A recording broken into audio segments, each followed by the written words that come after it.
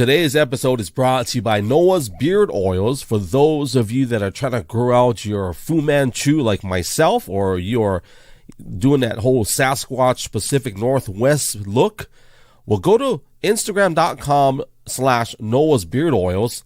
Everything you need to moisturize and also just to freshen up. I have 2 bottles myself. I have a bottle of Fresh and also a bottle of Calm. So if you want to look good, go to Instagram.com/Noah's Beard Oils. They accept Cash App and other types of payments. Don't forget to use my promo code GLO808 for free shipping off your entire order. Today's episode is brought to you by Archon Mounts. For those of you that are content creators and you want the best mounting solutions for your cell phones, your DSLR cameras, well, go to Archon.com. Be sure to use my promo code Hawaii and you'll get 20% off your entire order. Also, all of their products come with a lifetime guarantee. So head on over to Archon.com, keeping your devices within reach. To whoever may need this nugget of encouragement, things will be alright, so quit your worry. I get it, the odds can stack back against the wall, but even consider it such, know you'll stand firm.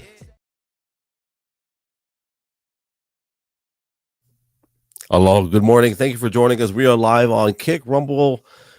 What is it? Kick, YouTube. Let's just read it. I'll read the list. YouTube, Twitch, X, Kick, and Rumble. We are live on all of those platforms. So, if you don't know who I am, my name is Brother Greg, aka The Real Gila. Thank you, Sarah. I see you out there in Newfoundland, Canada, out there on Twitch. Thank you for joining us. For those of you that are wondering, what are we doing? This is just something that I felt led to do,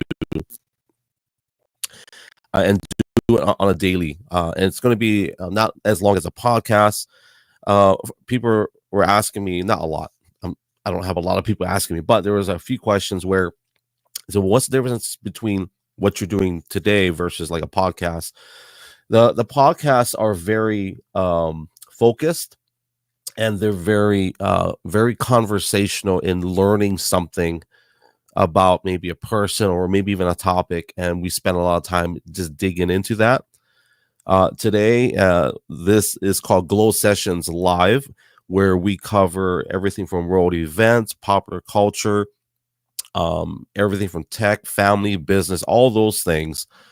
And they're all just really something that God put in my heart to not just cover, but to cover it with a kingdom perspective, as we say in the Christianese, is to cover it with a Christian perspective, or with a godly perspective, with a kingdom perspective. And it's just so fitting that the election is coming up tomorrow. And there's so many things to talk about. Believe me, there's a lot of things that have happened just in the past 3 days. It seems like everything's just going crazy in the area of just politics, news, and good afternoon from the Atlantic Ocean. Are you guys getting winter yet out there, Sarah? I'm just curious. And another thing I want to do in this live stream is be a little bit more engaging with conversation, whereas my podcast, I'm not as engaging. Typically just because I want to honor my guests. And so let me just make sure all of my channels are working, and Twitch and YouTube, and yeah, they're working. My Rumble and my Kick, I can't see comments initially. I'm not sure if I can get it to work, but I'll figure it out. We're doing this as a, what do they say? You build in public. I think that's the term they use. You build it in public. I'm not sure that's the right reference, but to build in public. And before we get into, I've got a list of things. Just I'll share this with you guys. And I got a list. I think at least 10 things I want to talk about, and we may not cover them all. Freezing rain, and the coastal province has had some snow. Excuse me. We had snow for like a day, and then it stopped. Bruh. Okay, so I'm going to talk to Sarah for a second. For those of you that don't know Sarah, and I've brought this up before, but we met Sarah in Hawaii. She's from Canada. So we met her in Hawaii. And the whole story was, it was through a live streaming app called Periscope. And we met. And it was just cool to meet somebody. And I've met, by that time, I already met quite a bit of people from social media. But it was cool to meet her and her mom, and then she got married I remember saying you should get married in Hawaii, but I know it's very hard to get people to come to Hawaii, especially if you know, live a good distance. So actually, anybody that doesn't live in Hawaii, it's a pretty far drive. So you've got an ocean. Um, but anyways, yeah. So Sarah, my tires went on. Shoot, my winter tires went on last month. I put them on in October, just because it's already getting icy and snowy. Um, However, I think this week I'm gonna put on my winter tires with studs, because I do a lot of driving on snow and ice. So those little studs are very important. So if my voice seems a little bit lower than little bit lower than normal, it's because it is. This is my morning voice.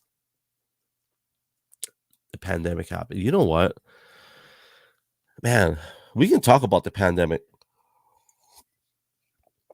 We started our church during right when the pandemic happened.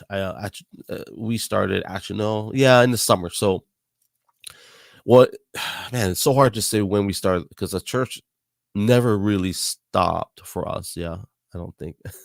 I'm looking at my wife, but our church, we just kind of naturally,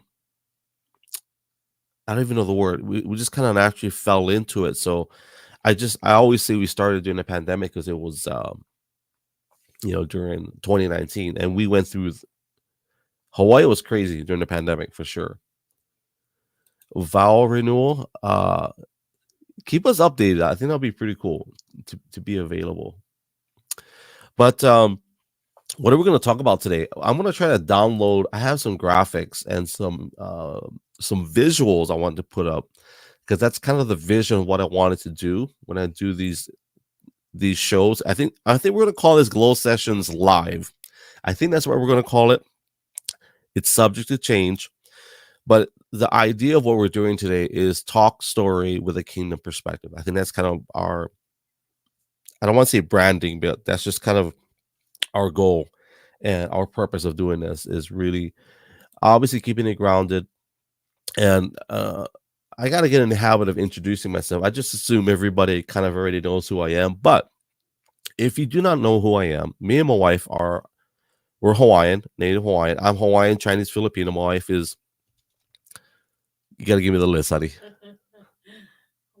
Hawaiian, Samoan, Tongan, Maori, Puerto Rican. So my wife has a nice array of Polynesian cultures. And I'm just Hawaiian, Chinese, Filipino. So as you can see, the strong Chinese pulls through. I do have the Polynesian Hawaiian features with the fat lips and if you see my legs, I definitely don't have Chinese legs or Filipino. I got Hawaiian, more Polynesian legs. So, but the hairy part, which I don't have, is definitely on the Chinese side or Filipino. So, but anyways, I don't know why I went on a whole ethnicity tangent. We are born and raised Hawaii. We started outside of getting saved and loving Jesus and all that. We started in ministry way before we became pastors. We started ministry just helping my parents in their church. My wife did children's church. I led worship. I don't even know how many years. I just say 50. I always say 15 years or so where I led worship. We had another change in our church pastorally. My parents there's another pastor that came in, and so I'm just leading worship. Our official coming into our calling as pastors came right around 2019, and that's a whole nother story altogether. But we're just what's the word? I always said that I would never, and I would encourage anybody, never say I would never, because if you ever say I would never do that, or definitely don't say, God, I would never do this, because I always, I seen the back end of pastors and pastors' families. I'm like, I don't want that for me or my kids. I don't want to do that. And so God had other plans, and things just happened the way they did. And so through that in Hawaii, we were able to start it wasn't our finances, but we partnered up and we started a drug and alcohol rehab in Hawaii. It's the first of, I want to say, man, well, in Hawaii is the first, but it's one of, I think as of today, I think they have over 30 of them, 30 Hope Center Ministries, which is a drug and alcohol rehab or discipleship program. And so I did counseling. We actually helped build it was a kind of a big deal, building and just tearing things down and painting and trying to find volunteers and so that journey led us to here. And so and then there's a lot more layers to the story, but let me read a comment by Sarah. I don't know if I'm correct in saying that is a Samoan accent out of the Hobbs and Shaw movie. Okay, I'm gonna read it out loud. So if I'm correct in saying that it is a Samoan accent when they had Hobbs and Shaw movie. So the lady was Samoan. In that movie, I would say predominantly most of those in that scene or in that part were Samoan. Of course, we had, I think, Roman Reigns, who is Samoan. There was a couple of Hawaiians in there. There's a guy, one of our acquaintances, Kaui Kauhi. He's kind of a big guy.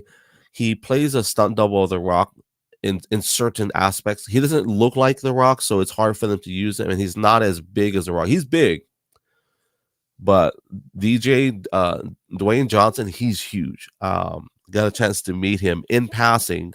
He came to how should I put it? So where I used to work, they would do filmings, and so he came with his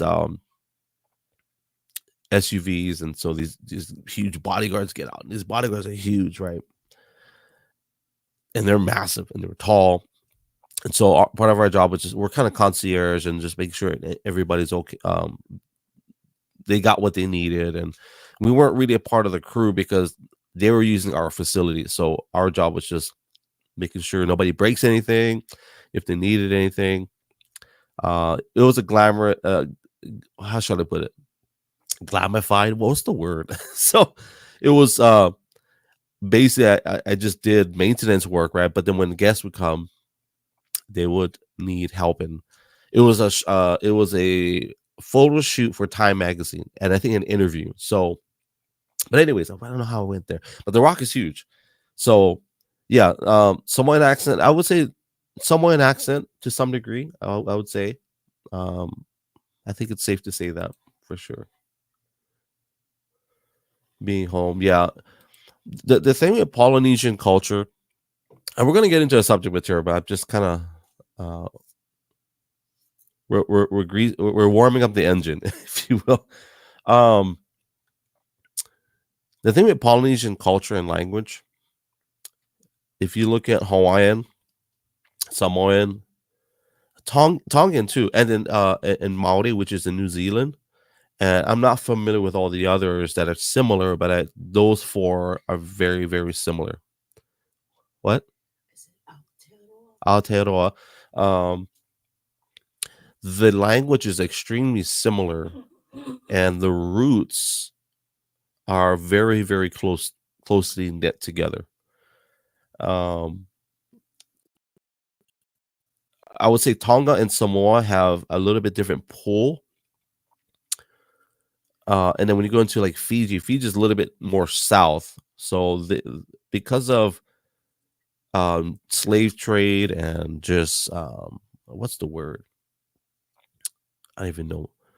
Business. So Hawaii was a very prime example of immigration, or people that would immigrate. Is that the word? Migrate, immigrate to work. So our cultures were mixed more in terms of bloodline. So you see a lot of Hawaiian, Chinese, Filipino, Hawaiian, Japanese, Korean. You see a lot of Hawaiian mix. I find that Samoans and Tongans tend to be more, I don't want to say just pure, but not as mixed. And part of that has to do, I think, with the way that Hawaii was acquired. And I'll say that in a nice way, the way Hawaii was acquired and the position of Hawaii, that it's such a gateway between nations. So Hawaii is in such a strategic place, not just militarily, but even in economics and in business. So you'll see that in the people. So no, this is not off topic, by the way, Sarah. You're totally fine.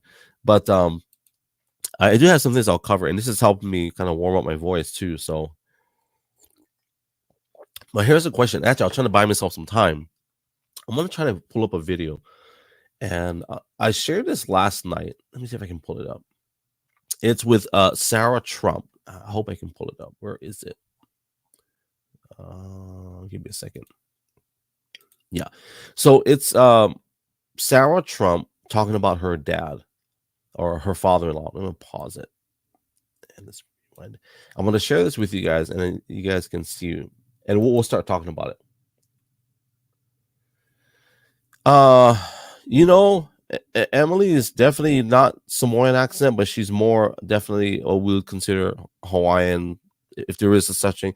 Like, she represents a typical local girl from Hawaii, because we didn't know she was Samoan until literally, in the past year, hun. Yeah. Yeah, but I was always asked. Always had an idea.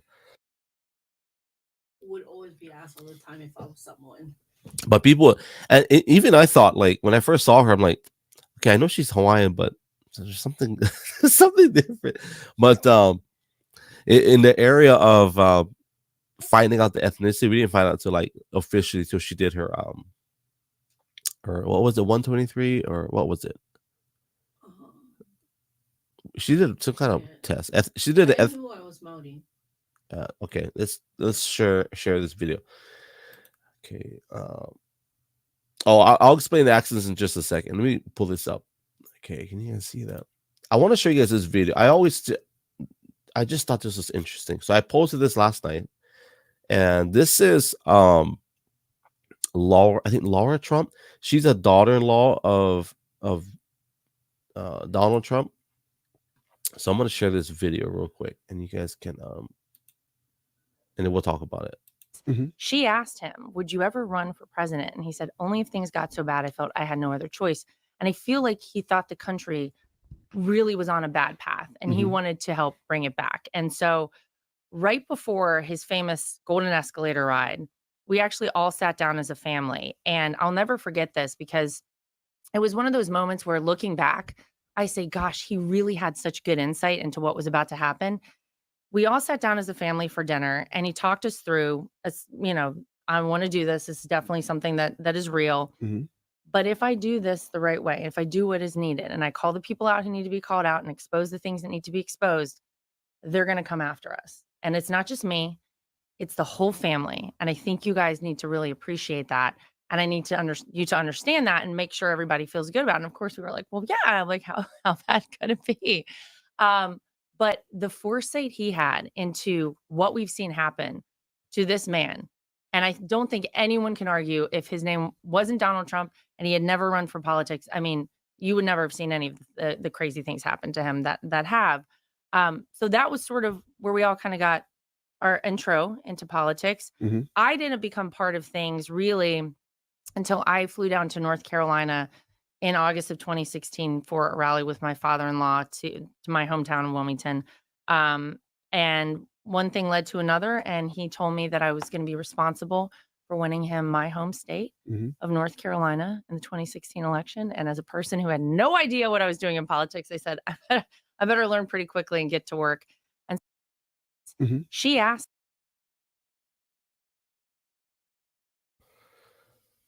So that's the one of the videos I posted last night, and I was kind of postponing myself from watching that. It was on the Breakfast Club. I don't really watch a lot of it, but I found that interesting. Because that's the first time I heard about that story in specifics on how they had a family dinner, and this is back in, I'm guessing this is 2015. I guess when they had this discussion. And the reason why I wanted to share this video is because with all the craziness that's happening with the election, I think it's good to get a backstory on these things. And I can't even imagine. Let's say my dad was running and my dad said, hey, I want to run for president. I don't have to, but I just feel like I think it's time. We need to do something about this, right? And so what's going to happen is that everybody's going to come. They're going to be coming for you. They're going to be like guns blazing. I don't know if I would say, yeah, let's do it. I don't know if I would say, yeah, let's do it, Dad. Let's do it. Yeah. Questions: How close do you think the election really is? I don't personally think it's close like how the media wants you to think. I don't believe that. I think I'm not speaking it into it because we are. That's something this morning I prayed for it. I did pray. I said, Lord, would you just would you bless the families that are involved on both sides? Because that's one of the things in Scripture that we shared, right? Like to pray for your leaders, to pray for them. It doesn't say pray for the ones you like. The last time I checked, it doesn't say pray for your team to win, and then like curse the other team. But I don't think it's as close as. And who do I think is going to win? I personally think I think it's Trump. And it's not that I'm not a Republican. I'm not a party person, but I do think that he's going to win. And part of it is that policies aside, and all the negative things aside, if you just look at the issues on paper on the table, take the names out, take the pictures out, take all the media hype out of it, and you just look. I'm pretty certain that America is not ready to go down that road of the Democratic parties, what they have on the table. It seems like Kamala Harris, when it came time to campaign, once she was pushed up to the running, I feel like she watered down a lot the things that the left was pushing, because you don't hear a lot of talk right now of transgender. I'm sure they mention it, but they're not throwing it out there like how it was prior to this election running, the campaign. And I feel like they know that it's some of it's crazy talk, right? And that's just like, it's crazy talk to have men in women's sports and say that it's okay. I get it if it's a social issue and guys got to work out, maybe they have mental issue, whatever it may be, but it's still crazy talk. If you just look at it on the basic level, it's crazy talk to have women having to do sports with biologically created men, and then to have a presidential candidate push that. I don't think they're really pushing that right now. I think they're waiting to this election cycle to complete, and then they'll start on both sides. Now, I'll say this. A couple of weeks back, we did a Spaces conversation. And for those of you that are on other social platforms that are not on X, they have what we call social audio, where you can get a room of people and just talk. And we did one of these talks. It's called Spaces. And we talked about politics. We talked about, should Christians vote for Donald Trump or Kamala Harris? And it really came down to not just the issues or topics. I totally brain farted. I shot myself in the foot here. I can't remember where I'm going with this, but in the issues of both candidates, we talked about the issues. We talked about like what is important, or what, as a body of Christ, as believers, what do we believe in, and does it fall into alignment with the word? And so, anyways, going back to the now I know where I was going with this.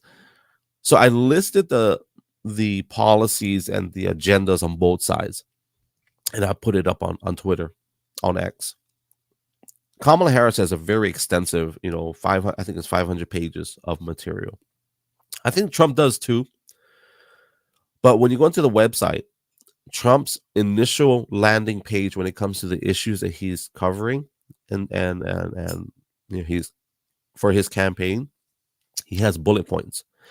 So when I put it up, it just looks really simple, clear, and concise.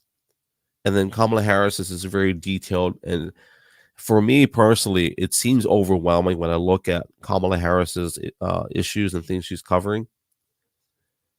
And part of me feels like if I want to confuse people, if I want to overwhelm them with a lot of words and language, we use word salads, right? I'm hoping that hold on, let's turn off our alarm. My Google alarms. So if I want to confuse people, I'll just throw a whole bunch of words at them, overwhelm them. And then if they like me good enough, then they'll just say, oh yeah, that makes sense. And they'll go along with it. It's kind of like when they pass a bill. Dude, there's a popular word that's been thrown around a lot. So anybody that follows US politics, they call it a bipartisan bill.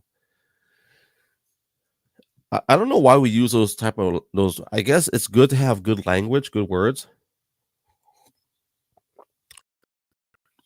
But a bipartisan bill, if I break it down, it's basically a bill or a law or something they want to pass in writing, where both sides come together and say, okay, this is what we agree on. Right. And I'm sure that's a very dumbed down version of it. So a lot of these bipartisan bills, when they get put on the table and everybody has to vote on it, if anybody that follows U.S. politics, you knows that it takes a long time. So one of the reasons why certain bills don't get passed is because, let's do a visual. They will put, for example, let's say border wall. So this is our border wall partisan bill. And they try to slip it through everybody and have everybody sign off on it. Well, somebody comes along and says, hey, wait a minute. What is that? What is this? Oh, wait, we're giving $80 billion to so-and-so, or we're giving $35 billion to so-and-so. And I was like, wait a minute, but we're talking about. And so that's what I say when it comes to issues and things that we're talking about on both sides. And that's one of the things. I'm going to read the scripture in regards to politics. And Sarah in Newfoundland says she's nervous and I don't live in the U.S. You know, I don't know if I would say I'm nervous. But I am concerned. There's a lot of things that are hidden. And let me just go ahead and share the scripture, and I'll pull up a graphic. And it's in prayer. And I've shared this probably 3 times already since I've been live. And this is out of 1 Timothy. And it says that I urge then, first of all, that petitions, prayers, intercession, and thanksgiving be made for all people. Verse 2 says, for kings and all those in authority, that we may live peaceful and quiet lives in all godliness and holiness.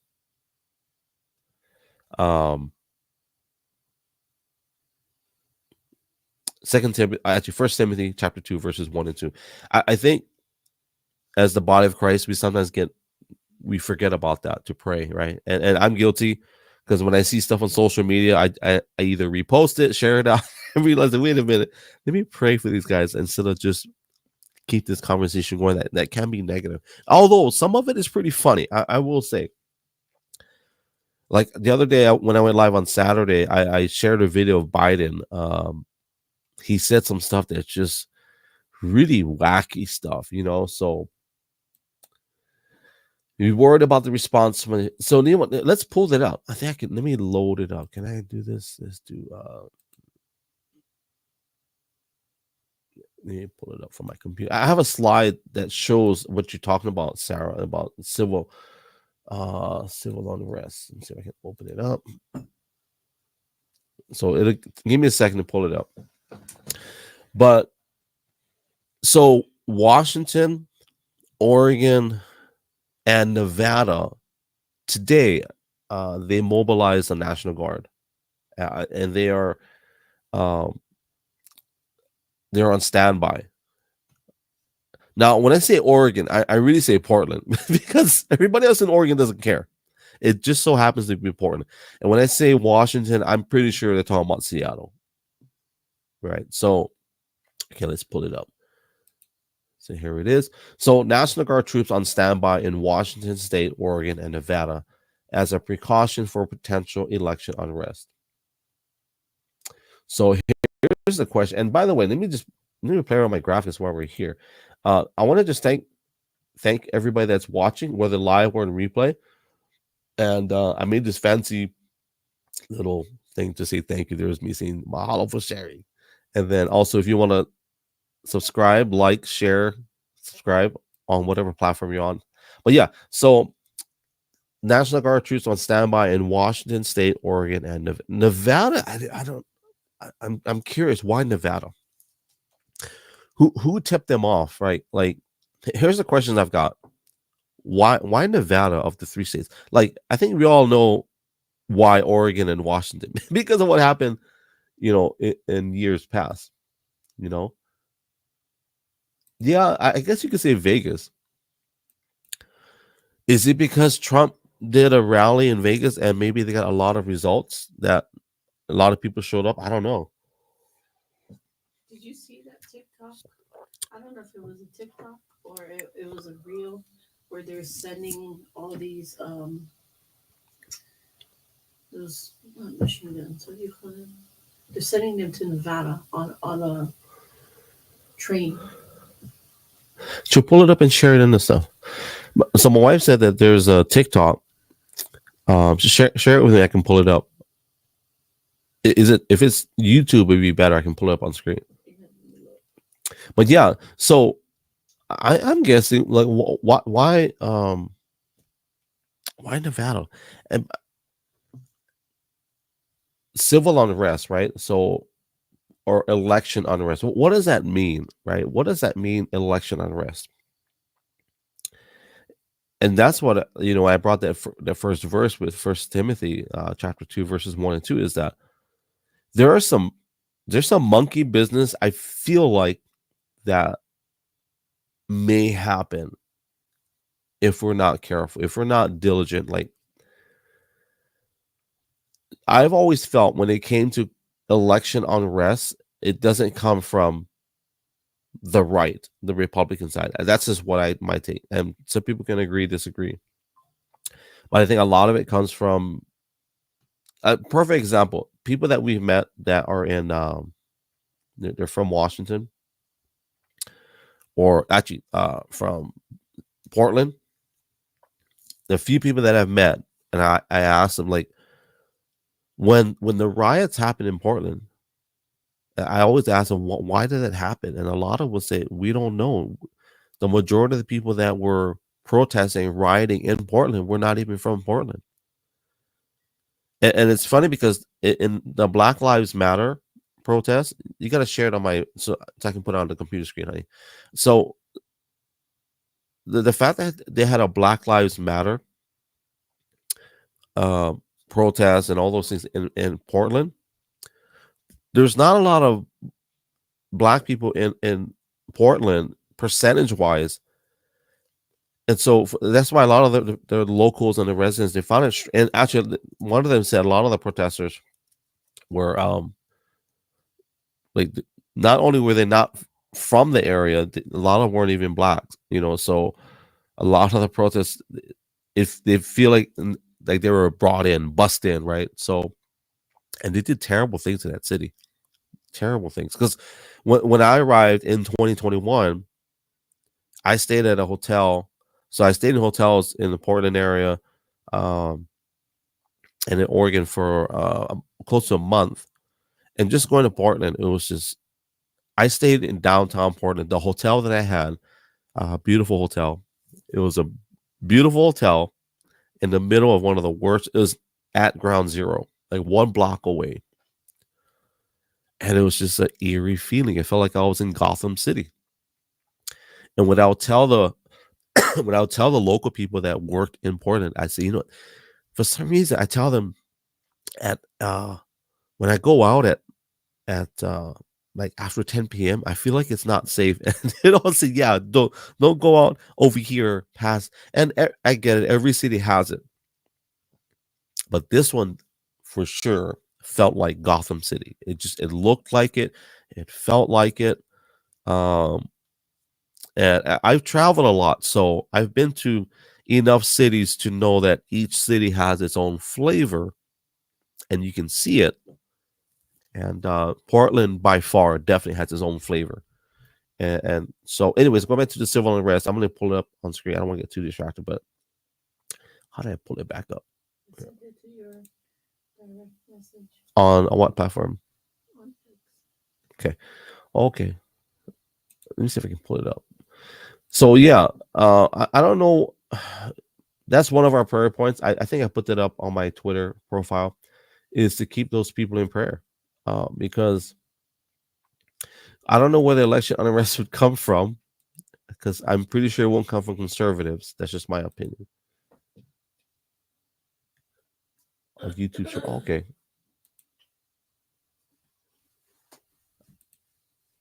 Let me share this video before I move on to the next. What you gotta narrate this through, because I don't know what this means, but let me pull it up. Somebody just took a video of it. They're wondering where's all this military stuff going to. You're taking it through Vegas. And this was yesterday? No, this was about a week ago. About a week ago. Okay, so let me share a screen. Or within the week. So the title of this video is Military Movement on Train Through Law. This is in Las Vegas.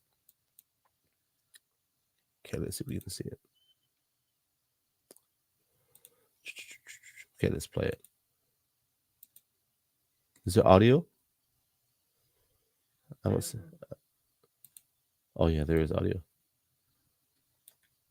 Oh, there's no audio. How long is this video?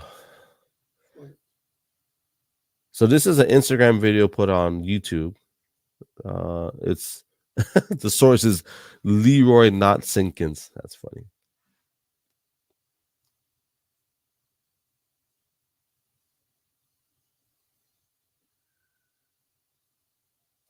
Now this could be routine. I don't know, but it is interesting. Somebody posted up so close to the election, and then we just shared, the with the National Guard being mobilized or on standby, not mobilized. I gotta be careful what kind of language I use. On standby. So definitely going to keep those guys in prayer, because Seattle, Portland, I get, but Nevada or Las Vegas makes you wonder. Yeah. So here's the next question we'll cover, and then we're gonna we're getting close on the hour. So what do you guys think on polls? I think Sarah asked a question earlier. How close do you think the election is? Do you guys believe in polls? Do you believe that polls are legit? I don't personally think they're obviously 100%, especially during this election cycle. I don't think they're honest. And I'll share a story about a poll. How can I move my camera? Let me move my camera to the side. So I'll share a story about a poll. And I think I want to say it's 2015, 2016. I testified in front of at a hearing at the House of Representatives in Honolulu. And it was in protest of something that they were trying to pass. They're trying to pass a law. Remember I talked earlier about how there was a whole bunch of this bill, and well, anyways, they tried to pass this law overnight. They literally tried to pass this law without people knowing. And as soon as the people found out, they protested. They put it to a stop, and they gave people an opportunity to give a testimony. So, anyways, when I went up to speak, I shared my testimony, but I also shared a poll that was by one of the news stations. So in Hawaii at the time, they only had like 4 news stations, three. And so I cited a poll that they held on their website, which showed highly in favor of what I was, trying to speak on. And after I was done, they called me back up, and they basically tried to discredit the poll that I used. And so by me using a poll that was not a Gallup poll or an official poll or one of those scientific polls, and they questioned me, do you understand how polls work? I said, yes, I do. And so they said, you do understand that poll that you use is not an official poll. It's for entertainment purposes only. So I'm like, okay. But see, the poll that I use had, I want to say about 50,000 votes tallied. And so I said, with all due respect, if this poll was in your favor, you would most definitely be using this poll to make your point. And so, anyways, let's go back to these polls that we're talking about.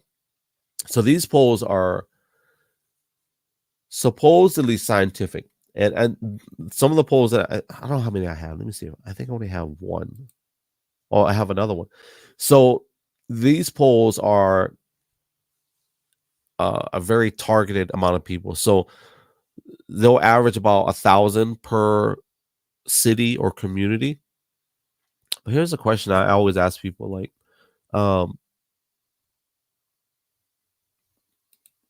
have you ever been approached to do a poll? I haven't.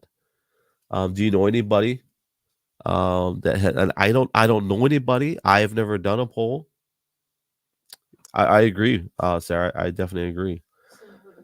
If you put the same political on Fox as doing CNN, do you think that you would get the same responses or very opposite? That's a good question.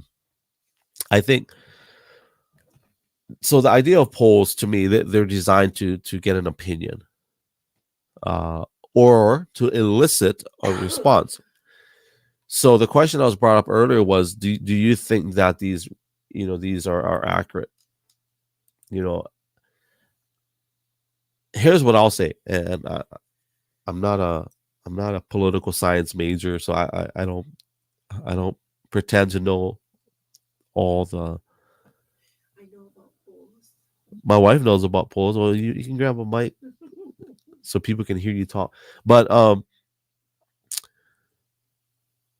if I was on the Harris campaign and if I was on the Trump campaign, I would not want people to stay home. I would want everybody to come out. Right? So if you want everybody to come out, how do you get them to come out and vote tomorrow? For those that didn't vote already, how do you get them to come out and vote? Well, you definitely don't want to tell them, oh, this election's already a landslide. Look at the polls. Trump's going to win. He's like 97.3%. We got it, guys. Or even the opposite. The election has to stay close in order to get the highest voter turnout. And I feel like some of these polls are dishonest. That's how I feel. I think they are. I don't know why I put that up. But let's try to pull up another one. So I think in the best interest of getting high voter turnout, you have to make people feel like, you know what, it's really, really close. So I don't think they are. I think some of these are. I'm not saying they're all dishonest. I do think that they're targeted. Now, this poll is just for Iowa. So, let's go back to the other one. And then this one is just, I think this is like swing states. Is that what they call them, swing states? So here's the question. And this is what I'm talking about when it comes to what polls are designed to do. I think they're designed to sway opinion. And look where it says, in the 2024 election, if it were held today, who would you vote for? So if they're already getting to that, I forgot what date this was. Oh, it's October 24th. Wow, that's an older one. No. I'm sorry. The poll was done from October 24 through November 2nd. And this is the question. So if it were held today, who would you vote for? So supposedly 49% says they'll vote for Harris. In Nevada, 48% North Carolina. Who else? 49% Wisconsin, 48% Georgia, 48% in Pennsylvania, Michigan. So I think it's in the best interest for them to make it close. That's what I believe anyway. Because if it's not close, people might just stay home and not show up. So I don't know. What do you guys think? I think. Let me remove this. Sorry, hold on. Stop screen. When I did these graphics and I downloaded the photos and I looked it over last night, I said, God, if these are real, I don't know. I said, Lord, I trust you, because obviously the values that I talked about earlier, everything for us, it's all Trump for us, like the values and everything. Now, I'm not telling people who to vote for, but I am saying that, where your values line up, that's who you want to vote for. So let's pull this up. If people are like my grandfather, and when a political party is called the House and asks if they can have support, he just says yes to them to get the phone. Do they so? I'm curious how these polls are done today in 2024. Are they done by telephone call? Because if I get a phone call from a number that I don't recognize, I'm just going to hang up or not answer the phone call. And a lot of times these are conversations I don't want to have because I'm busy or I'm doing something. So who are they polling? Who are they talking to? So you gonna jump on Mike? I guess I'll explain. Okay, so my wife is going to explain how polls work. You guys won't be able to see her because I think her office space is in Hawaii. We say Hamajang. My office space is fine. Okay, let's do a mic check. You ready? Mic check. Check. Okay, so go ahead and explain your. Sorry. Okay, how polls work. How polls work by Emily Lopez. Polls answer a question, and it's usually a question that you come up with, and it should be an unbiased question. That's why they say they have official polls and unofficial polls, right? So the official polls are the ones that they constantly use, that they know are full of unbiased opinion. So to have an unbiased opinion, meaning you're not for one or for the other. So when you structure your question should be structured as, who do you think is going to win the presidential election, versus why don't you like Trump? How many people like Trump? How many of you don't like Trump? How many of you think that he's a narcissist or a racist or a Nazi, whatever, right? So in polls, it should be structured to where it's unbiased. So when they use official polls, that's what they call official polls. It's the most unbiased opinion, and it's usually done by companies, a third-party company, because of course it's biased if you use your own company, right? Or colleges too, right? Yeah. So so they don't, if you're say if you're CNN, you don't want CNN to be taking the poll because that shows there's some sort of bias in there, right? So they want to use an outside third party that forms this unbiased question. And then, surveys, they're done online. Like sometimes you'll see them in X or Twitter or whatever. They'll ask a question, right? That's one.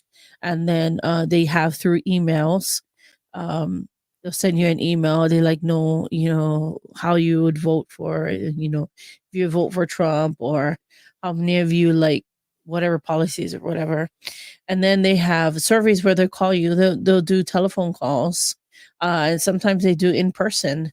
So it just depends. And then, the more unbiased a poll is, the bigger amount of people that you have. So the greater amount of people that you have, you usually want to, when you're doing like a presidential poll, the greater amount of people that you have proves to be more unbiased than biased, right? It would be more of an accurate viewpoint versus you having 300 people. You're polling 300 people versus polling 150,000 people, right? That's more of an accurate, unbiased poll than it would be 300 people. And the majority of these polls, the ones that I put up on screen, the average of them is like about 1,000 people. So that's a lot better than having like 20 people or 50 people or 200 people, right? So like anybody, I know, I mean, it's kind of been annoying to have all these emails and what do you call that, text messages come through, and this whole political scape, right? And they're asking you questions like, would you be willing to take this survey? And the survey ends up to be a poll, right? At the end of the day, it becomes a poll of whatever question that they're asking. But some of those polls, they're biased. They're not unbiased. They're biased toward one candidate, and it just depends on what they are asking. If you like Trump's policies, if you're getting an email from the Trump side, or if you're getting a email from the Harris campaign, the questions that they would ask you would be, more along the lines of, do you like the policies? What do you like? What you don't like? And that they can kind of gauge of what they need to work on or how they need to present something to the people. Right. So it just depends on, what the question is and whether or not it's an unbiased question. And that's how you look at it. When you look at a poll, is it unbiased? That's how you look at a poll. And if it's not an unbiased question, then, then they favor one side, then it's not an accurate poll. Well, who holds these guys accountable in location too? Well, and so if you look at the political climate and you look at how things are structured currently, it's hard to look at a poll and go, that's accurate. Mm-hmm. Because it's either you're for one or you're for the other, and it's on extreme. It's to the extreme that it's hard to look at a poll and go, okay, well, I think that's accurate, because I really don't believe this whole. I don't believe personally, looking at these polls and these opinions, that it's actually a close race. I don't believe that at all. So who's going to win? Trump 2024. And guys, we're not telling you who to vote for. We're just telling you what we believe. I will say that from the very beginning, I don't believe the polls are accurate. I do believe that they're targeted polls. Mm-hmm. All polls are targeted. If they didn't, I wish if they did a poll, they would put it up on screen. Hey, we polled 1,000 people from like Savannah, Georgia, or from like Honolulu, Hawaii.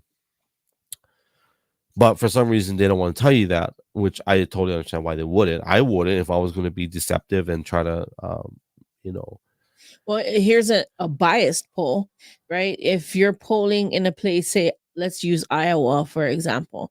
And if Iowa farmers is, I don't know, say they're Democrat. This whole town is full of Democrats, right? Let's poll there and see who they like. And then they'll show, okay, so that's why I'm talking about being biased and unbiased. Like, where are you doing this? It has to be generalized. It can't just be, like I said, this little town in Iowa that's full of Democrats. Because obviously, if you're going to poll there, you're going to poll 1,000 people. You probably have 10% of the people that will vote for Donald Trump, and then you got 90% of the people that votes for Kamala Harris. So, like I said, it just depends on where you're polling, and it should be a generalized polling versus, well, let's go to this little town, and because we know we will get. Well, it's kind of like how, and I'll pull it up on screen. It's kind of like the National Guard, where they say, so for those that jumped in late, where they say National Guard troops on standby in Washington and Oregon. Let's just be honest. It's not Washington and like the farm town we live in, nobody's going to protest. There is nobody in our farm town that's going to go out with guns blazing. This election is rigged. They're going to go back to work and they're going to complain and they're going to I'm going to make sure this guy doesn't get back in the next time. What they're really saying is Portland and Seattle. I can mute your mic. Just tell me. So, okay, I'll mute it. So, they're talking about Portland and Seattle. And those are the cities that are really what we're talking about.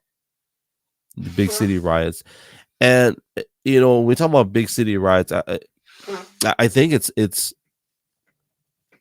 a great way to move people in. So in a big city, so in a small town, right, you can't just bring in 10,000 people without anybody oh, hi.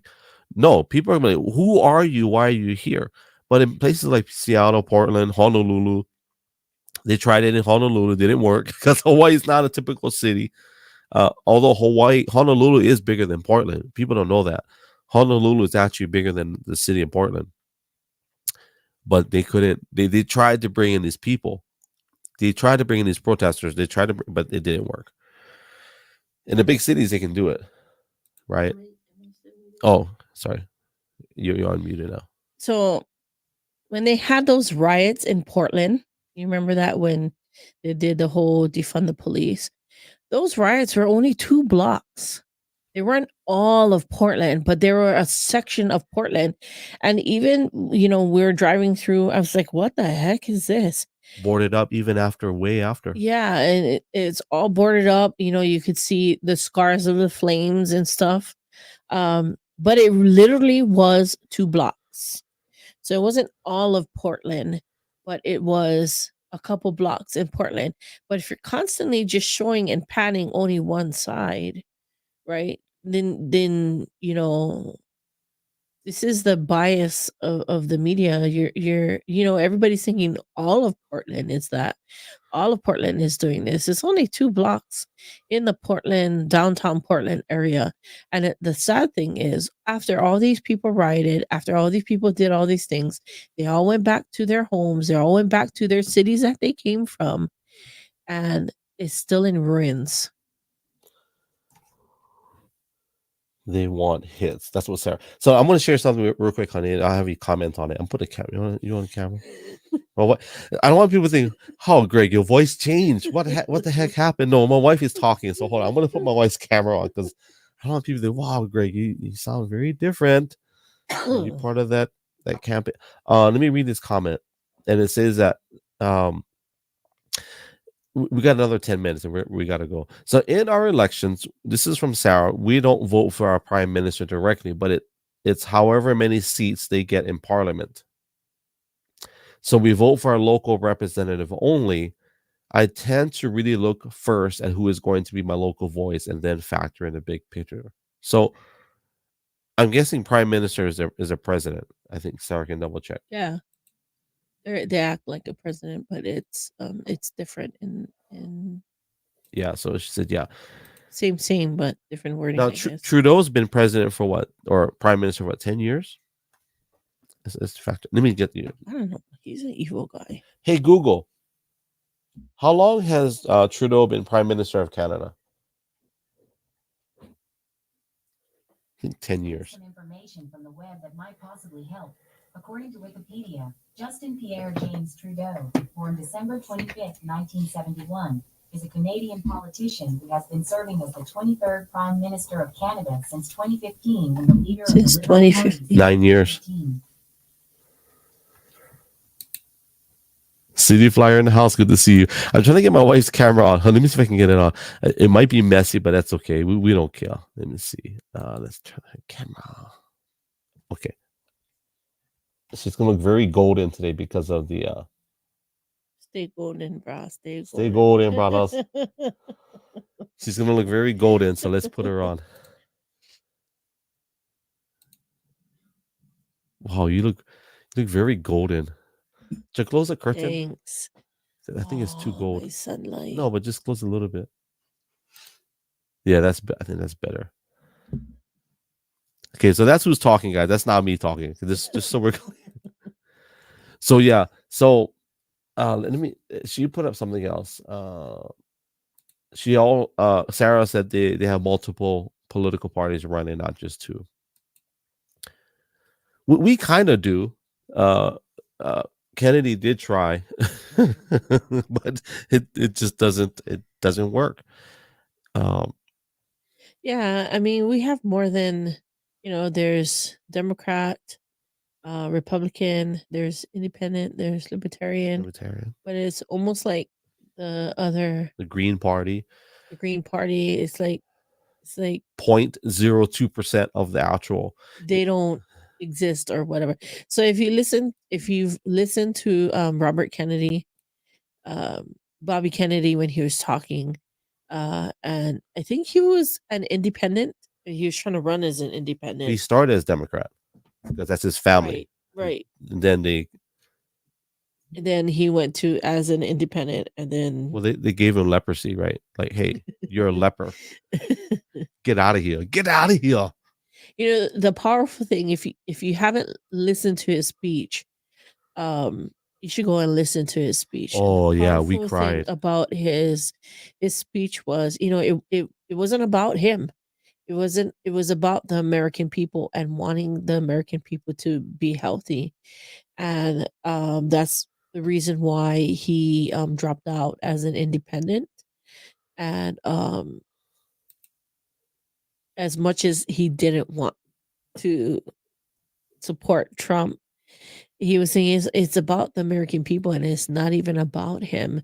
And so he decided to join Trump, and he believes that Trump is going to give him a place to help the American people, which is so good, because in a place where we're so divided as a country, because they're making it about race, they're making it about Trump. They're not even making it about policy, because really that's what we should be voting on, is who is the one that's carrying out the values that we coincide with, right?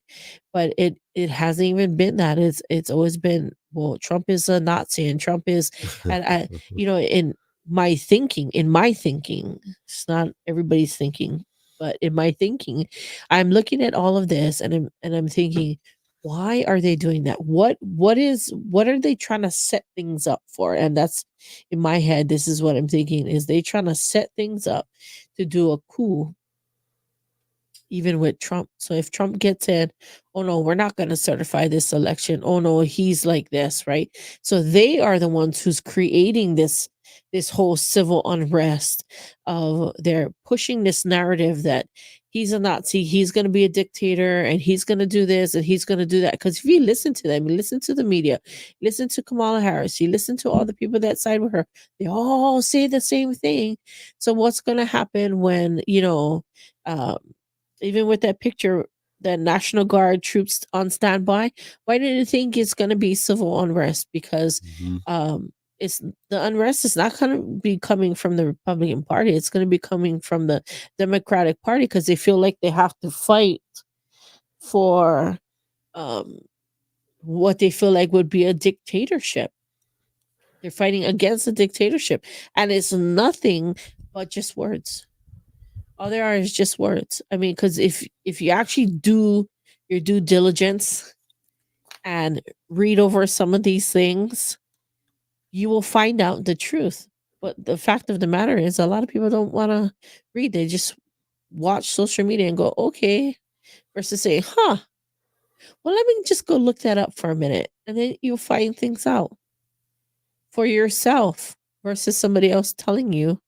Well, you brought up something last night where we talked about JD Vance. So one of the things I appreciate about podcasts, for example, like Joe Rogan, I don't like Joe Rogan in the sense that I can't stand when Joe Rogan drops F-bombs. I don't like it. It just it really, it's a kind of a thorn in my side, because I love what Joe Rogan is doing. I love the fact that if he can get Elon Musk in a room for 5 hours, the most busiest guy on the planet, the wealthiest guy in the world, can get him to sit in his studio for 5 hours and just talk He can get Donald Trump to sit in his studio for 3 hours and just talk. JD Vance 3 hours and just sit there and talk. And then, of course, his language filters. But I think it's powerful that he can get these people to have conversations, because what you shared last night, honey, was a lot of people are attacking the character of the person, but nobody's talking about the policies. Mhm. And I think the policies, when you look at it on paper, if you just look at it on both sides, you may not agree with all the policies, but one side has some policies, some social issues, that are just like, I'm going to use the word that I've been hearing is bananas. It's just bananas. It's crazy that we are kind of trying to get to that. Look, I listened to Mark Driscoll last night. He said that there's a line. It's not a matter of where is the line, because they're trying to move the line. It's number one, where does God say the line is? And where are we drawing the line? Right? By them talking about Trump's character, they're slowly bringing in the line, and they're moving the line. So here's another thing, right? They've been talking about his character, the way that he does things. They've been bringing up things from his past. Like, some of these things were all the way in his past. But the thing that they forget, that Bill Clinton had sexual allegations against him. Bill Clinton actually had a mistress come in to the White House. Now, Trump never had any of that happening, but you can see where it's so twisted. If what applies to one needs to be applied to the other, right? So, Well, that's not going to happen. well, and then you look at Kamala Harris's past, right? But nobody brings up her past, but we're going to bring up Donald Trump's past. I think for me, one of the biggest thing is, like, why are they coming against him so heavily? Like, I mean, I've never seen in my lifetime any other president that has been treated the way that he's been treated, and gone to court for so many things, and people being put in jail for so many things, just because of their political viewpoint. It was so crazy. Let me play that video, and we'll land the plane. We didn't really cover everything. I wrote my note, which is fine. We'll talk about justice for Peanut tomorrow. So, Peanut the squirrel. But when you said why they coming up against him, I'll share this. I'm not sure if she says it in this clip. I'm pretty sure she does, but let me see if I can pull it up. So Laura Trump, I'll pull it up again, and I wish I saved it on my. I think I did though. Share. So this is Laura Trump talking about her dad. It will just play it. You can hear it. She asked him, would you ever run for president? And he said, only if things got so bad I felt I had no other choice. And I feel like he thought the country really was on a bad path, and he wanted to help bring it back. And so right before his famous golden escalator ride, we actually all sat down as a family. And I'll never forget this, because it was one of those moments where, looking back, I say, gosh, he really had such good insight into what was about to happen. We all sat down as a family for dinner, and he talked us through, I want to do this. This is definitely something that is real. But if I do this the right way, if I do what is needed, and I call the people out who need to be called out and expose the things that need to be exposed, they're going to come after us. So, having that conversation with your family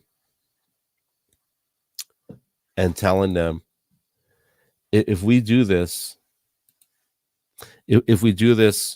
right, and we expose the people that need to be exposed, they're coming after us.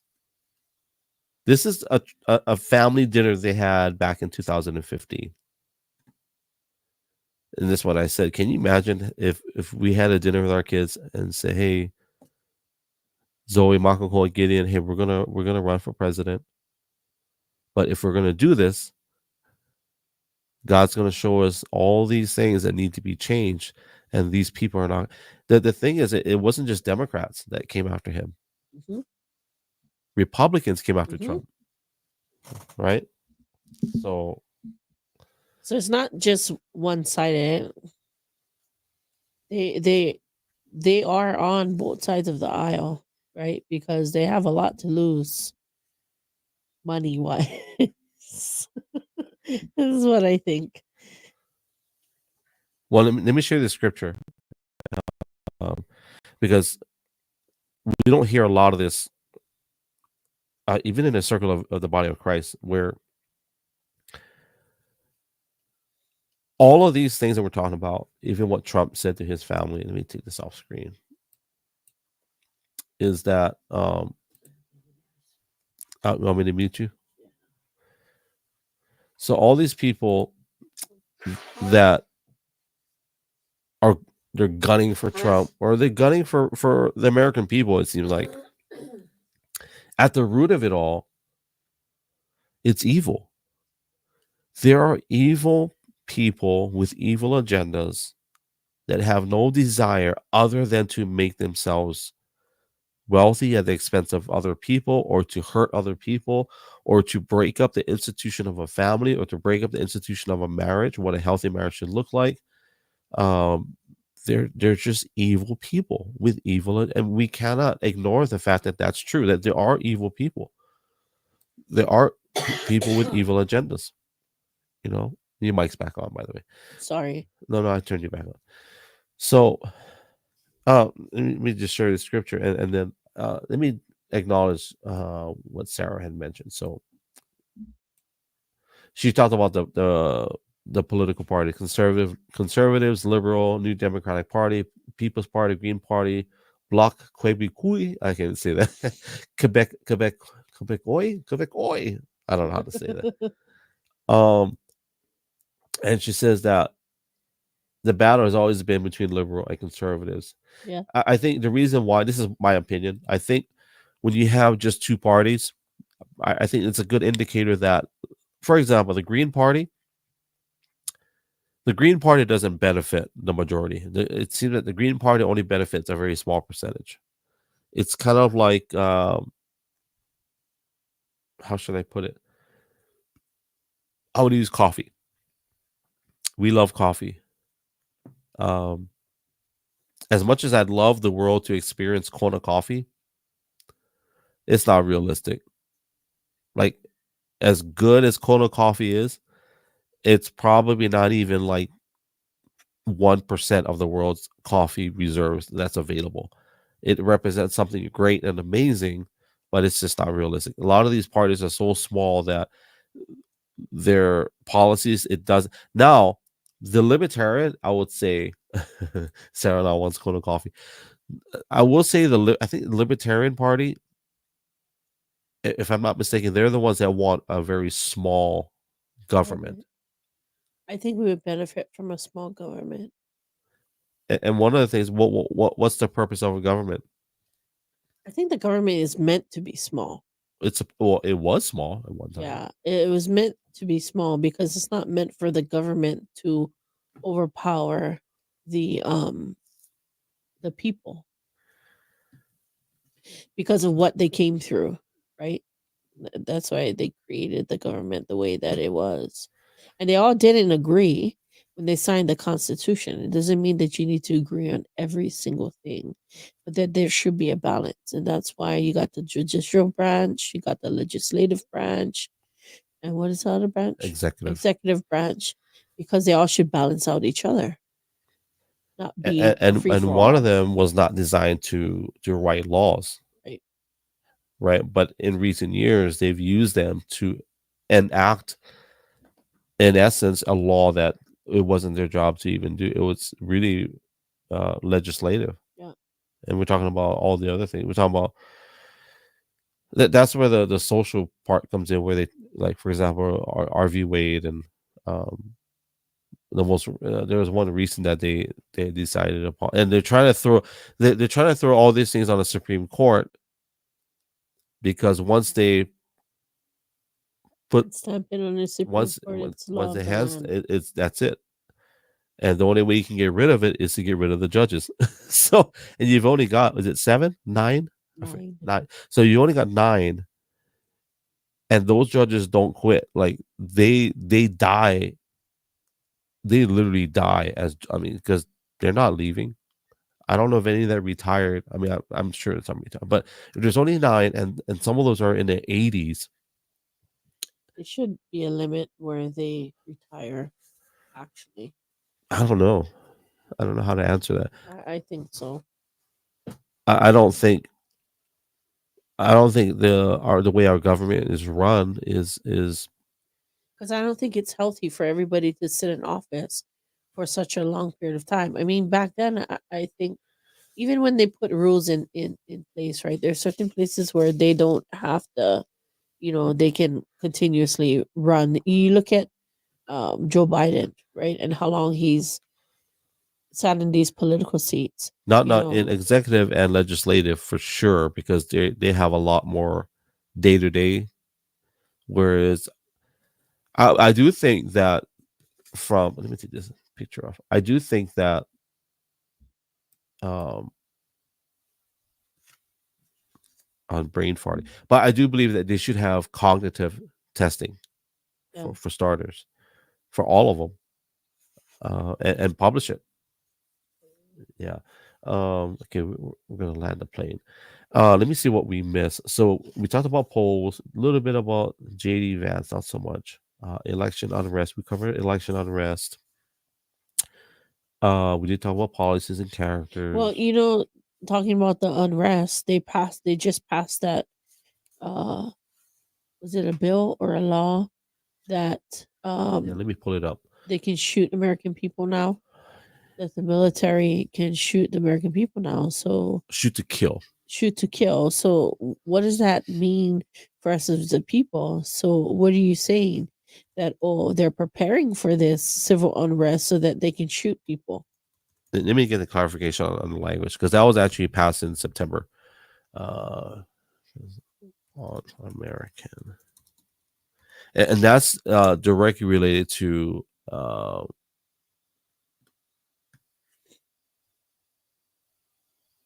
And that's crazy. so that's from the Pentagon, actually. So there's an actual. So it's called the Defense Directive 524.0.01, and basically what it covers is if anybody protests or riots at a I think government institution, basically like a January 6th, Yeah. they have the authority to shoot and kill Americans on American soil. It's, how many pages is it? I don't think I can share it. It's about 22 pages. And this is what I was talking about, how when they pass certain bills and they'll do 1,000-page, what do they call it? Bill, right? And it's like, Well, Kamala Harris was talking about that one. What did she said? It was a bipartisan thing that the Republicans didn't want to support, and it wasn't that they didn't want to support it. It was what was written in it in the middle of. it was $80 billion going to Ukraine. Yeah, in the middle of that. Not law in that printout in the middle, it said that you have to be okay with. No, it wasn't that. It was you have to allow certain amount of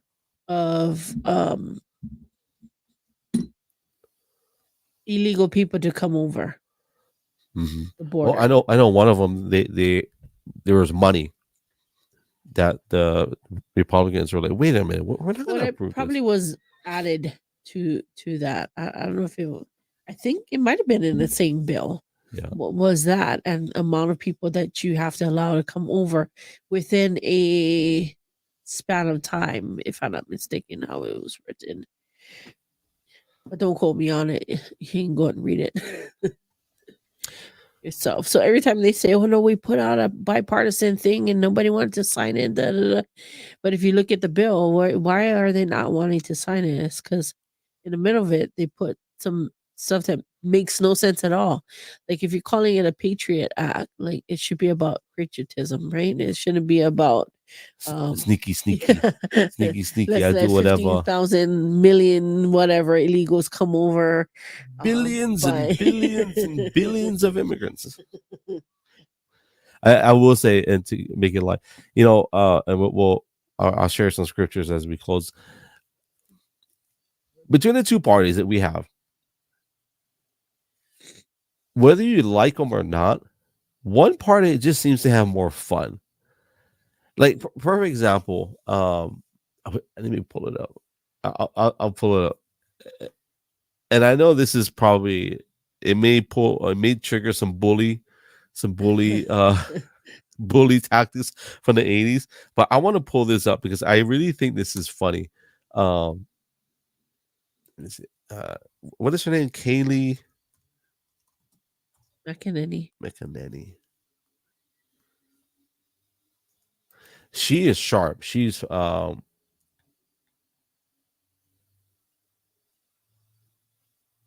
long is okay? Now, I'm gonna put this up because I think it's funny. Let me mute this while we're trying to. I'll land the play, I promise. But Kayleigh McEnany, that's how you say her name. McEnany. Former press secretary for Donald Trump. This is a classic example of why I enjoy being, or this is part of the reason why I enjoy not politics, but when I watch the conservative side, it seems like they have more fun. Now, this is a very serious discussion, okay? So I don't want to make light of it, but I want to play it. Let me turn the volume up. You know once you hear it, honey. All right, let's do this. I think I know which one you're pulling up. Yeah. That is funny. So these are panelists and they're sparring over whatever issues. Okay, here we go. Let's play this. Oh, his banter stop smiling and smirking like it's a funny thing that there is a man in Florida whose son massacred 49 people. And that man, in my opinion, contributed to who his son was because he is clearly mentally unbalanced, running for president of Afghanistan. What attracted so it's Kayleigh, he's a tragic Kayleigh, individual. I have to ask this question. And you are outrageous. Hang on. And disgusting. Hang on. To Donald Trump. Again, we get into issues of moral equivalency here that are what attracts anti-gay people to Donald Trump? Why does Donald Trump support conversion therapy? Answer those questions and don't spin it in some legal mumbo jumbo, because Tara and I may not be lawyers, but that doesn't mean we're not the smartest people at this table. Let me sum this up in one question. You were bringing up, you brought up the issue of what attracts David Duke to Donald Trump. We are asked that every day on a daily basis. And for the first time, I'm asking the same question to you that I've answered time and time again. I haven't heard it, honey. Answer. I've answered it time and time again. Do it again. We cannot control how third parties support us. However, in this case, I think your candidate's weak policies on ISIS, your candidate's weak policies who will be overrun by ISIS already is what attracted the father of an ISIS terrorist. So you don't think your candidate's race baiting? Right. He's attacking a Mexican judge. He's keeping out Muslims. You don't think that's what invites and draws in one of the worst racists in America? Then you're living in I don't, because you did this to Ronald Reagan. It didn't work, and he was the best president we've ever had. Check this out. I'm gonna shoot. It didn't play with they cut this out. So this is I want to say corrupt. Oh, they cut out. They cut out the part where. Which, let me find it. Shoot. Laughing. Is laughing? Here it is. So CNN is not going to play the whole thing. They cut it right before that. But anyways, but you can see Kayleigh McEnany, is that how you're saying it? She was enjoying it, right? Because what happened was she asked, why is it that your candidate attracts all these crazy people? And the lady was like freaking out, and it just, I thought that. And she said something. She says, oh, okay. She goes, why are you smiling and smirking like it's a funny thing? She said, I asked you what attracted these people to your candidate, and your answer was, and I forget what her answer was, but it was just funny. She couldn't handle. Yeah, she couldn't handle because stop smirking like it. Like, here's what I know, and let me read this scripture. Before I keep saying I'm going to read it, but Esther, my wife, great making these lists because I've been kind of meditating on them and reading them. But Esther chapter 4 verse 14 says, so we're gonna ground it now. But if you remain silent at this time, relief and deliverance for the Jews will arise from another place, but you and your father's family will perish, and who knows but that you have come to your royal position for such a time as this. And so I just want to encourage people that are kind of considering who to vote for. It's like I said, take the candidate out of the picture. You look at the issues on the table and say, Lord, does this fall into alignment with what we believe? Because I do believe that obviously our vote does count. Thank you, Sarah. Thank you for being here. Appreciate you.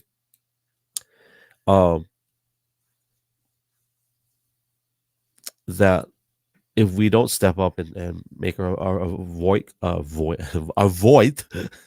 voices count, or our vote count, like the scripture says, here's what I know: God's going to move no matter what. The question is, what season are we going to walk into if we don't step forward?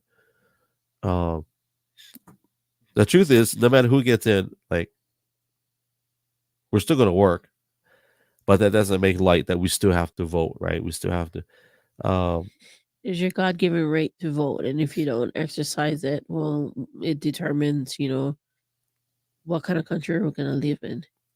Like, whoever voted for Joe Biden the first time, right? This is what we're living through now, right? Yeah. The struggles are different when you don't vote, or you vote based on, I hate this person, so I'm not going to vote for them.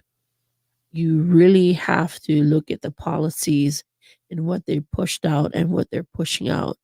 Because when you don't look at the policies, this is what we get, right? This is the presidency that we get. People didn't vote for Trump because they were saying that he's a dictator and all these things the first time around. And so they voted for Joe Biden and put him in office. And look at what's happening now, right? And you see inflation on the rise, even though they say, oh, no, it's not inflation. Da, da, da. No, I don't care what you say. I look at my grocery bill and it's crazy.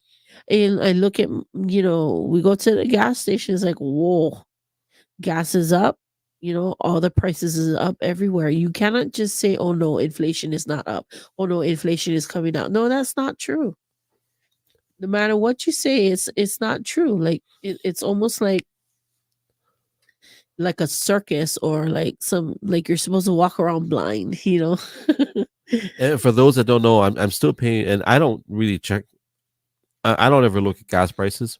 It's extremely rare because I just fill up, right? As long as it doesn't go over $100, then I'm okay, right? But I'm paying $5 a gallon still for the past 4 years. So, well, you look at all the stuff that's happening too. Like, you got Colorado, right? You got invasion in apartments there. You got where is it? Minnesota, Mississippi. Where's that place? you're talking about Michigan. You're talking about the The apartments. Haitian people. Oh, that's in the Midwest. Taking over their town. There's a lot of accidents happening because they just giving him not tickets, but they just giving him them license when they come in. Don't even speak English. Well, that's a whole nother. Hawaii's got those two. The Micronesians. Well, what I'm saying is that when you vote, depending on where you vote, this is the kind of stuff that you see. So don't vote just because they're saying that somebody's hateful or whatever. You check their policies and what they're trying to push out, and then I feel like sometimes they put in their policies to be like 500 pages long, and nobody wants to read 500 pages. But instead of reading the first 20, why don't you go to page like 200 and look and see what's on page 200. They might find something weird that doesn't even make sense for it to be there. So I'm just saying, don't vote on policy. What do you want to see more of? And not all the policies may be, like for us, not all the policies may be righteous. But when we look at the policies on the Democratic ticket, there's a certain groaning of my spirit when I look at it. For example, the right to life. I know Trump's, the abortion policies are not 100% kingdom in the sense of, but at least there is a position that leans in that way. I would love for the day, and it's just me personally, for a leader to step up and stand up and say, this is what it's going to be. But because of the way our government's run, it's not like that. It's not a monarchy. It's not we don't have a king and a queen, or I'll share the scripture and we'll land the plane. It's the title of today, actually. Proverbs 29 verse 2 says, when the righteous increase, the people rejoice. But when the wicked rule, the people groan. The next one after that is Proverbs 29:12 says, if a ruler listens to falsehood, all his officials will be wicked. And it's great, with Biden, what's happening, right? There's a power vacuum when he found out he's really not the president. Proverbs 14:34. And we'll close it with this. It says, Proverbs 14 verse 34, it says that righteousness exalts a nation, but sin is a reproach to any people. So we're going to pray that tomorrow's election will be in favor, obviously, of what we believe. So anything you want to share before we close it out, honey? No, just vote righteously. Vote righteously. My name is Brother Greg A. Kidaru Gilo. This is my beautiful wife, Emily. We hope you guys enjoyed. This is something new, and we're still working on I'm going to work on graphics and make sure all my stuff is prepared. It wasn't quite, I had issues with my keyboard today. My Mac keyboard was like pretending it didn't want to listen, but I beat it into submission, so it's fine. Thank you guys for watching. We appreciate you guys being here. You have watched our very first episode of Glow Sessions Live, which would be a daily show to cover world events, topics, whatever God puts in the heart. So with a kingdom perspective. As we always say, love you guys. God bless you guys. Ahui ho. Aloha and mahalo. Yes, sir. Gee. To whoever may need this nugget of encouragement, things will be alright, so quit your worry. I get it. The odds can stack back against the wall, but even consider it such, no, you'll stand.